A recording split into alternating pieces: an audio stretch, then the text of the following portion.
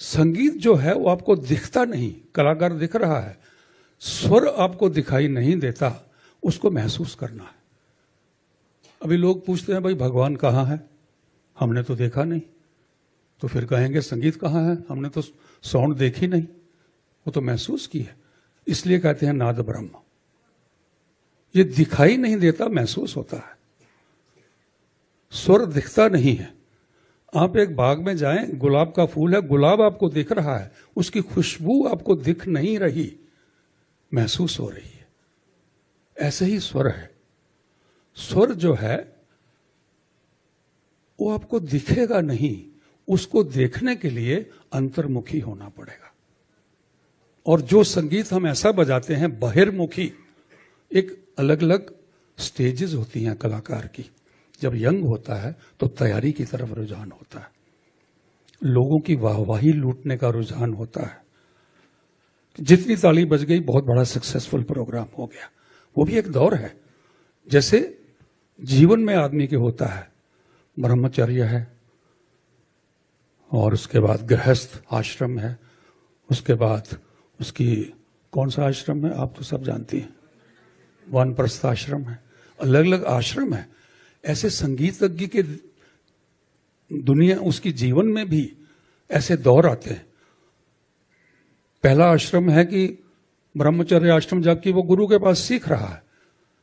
गृहस्थ आश्रम हो गया, पूरी दुनिया का सब अर्जित करना है, यश अर्जित करना है, पैसा चाहिए, तो वो तारीफ चाहिए, उस वक्त वाहवाही चाहिए। बहुत बड़ा कलाकार हो, एक मैं आज आपसे एक सवाल पूछता हूं हर जी, बहुत बड़ा कलाकार हो, उसके 10 प्रोग्राम हो जाएं और एक भी प्रोग्राम में कोई ताली नहीं बजाए, उसको रात को नींद आएगी क्या? हम कितने उसके साथ कनेक्टेड हो जाते हैं कि किसी ने ताली ही नहीं बजाई भाई। और फिर एक स्थिति, एक जीवन में एक ऐसा जगह आती है जब लगता है कि मुझे ताली की भूख नहीं रही। वो भी आती है, वो वानप्रस्थ आश्रम है। तो मैं तो सब आश्रम देख चुका हूं, 60 साल से ज्यादा उम्र हो गई बजाते हुए, तो अनुभव से बात कर रहा हूं। अनुभव बहुत अच्छा नाम रखा आपने।